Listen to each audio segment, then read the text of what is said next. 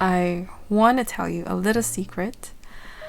One of the reasons why I insist on doing the Bach practice challenge year after year on this YouTube channel is because I really value being able to create this circle of accountability with you guys. I know firsthand how hard it is to keep a promise to myself, and it really helps to show up and do the practice when you're also making this promise to someone else. If we can find ways to overcome this fear of failure together, then I think it's all worth it.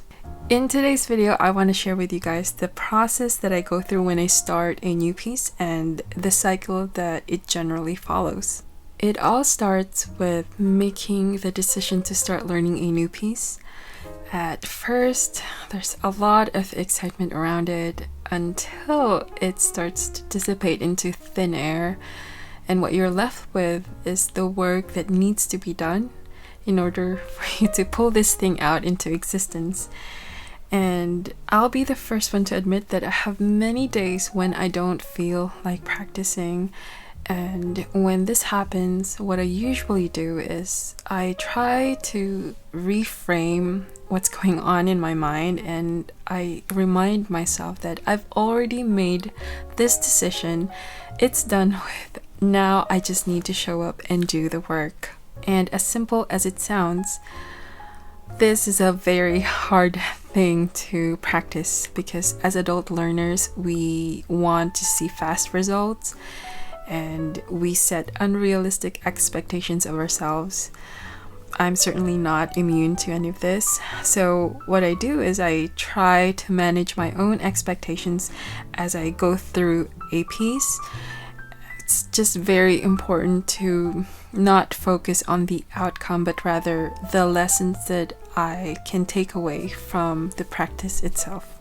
So I try to simplify things, and I often tell myself that I'm just going to play the dots that I see on the page, and if it doesn't sound good, then it's okay. I'll try to do better. One measure at a time until I get to the very end of the page. After all, to be able to play a piece in its entirety is a small victory in and of itself. But then something else happens and you realize that the work is never really done. It has a beginning and a middle part, but it never seemed to have an end.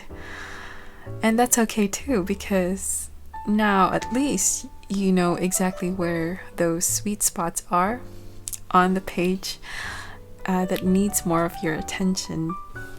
All these little doubts that comes to the surface to make you want to give up and try something easier, it's all part of the practice to ignore this voice and to plow through it anyway, because you've made this promise to yourself and you'll be letting yourself down if you decide not to try again. If you're new to this hobby, this feeling of doubt, it's like clockwork in the way that it repeats itself. It's ever present and ready to take hold of your emotions if you let it.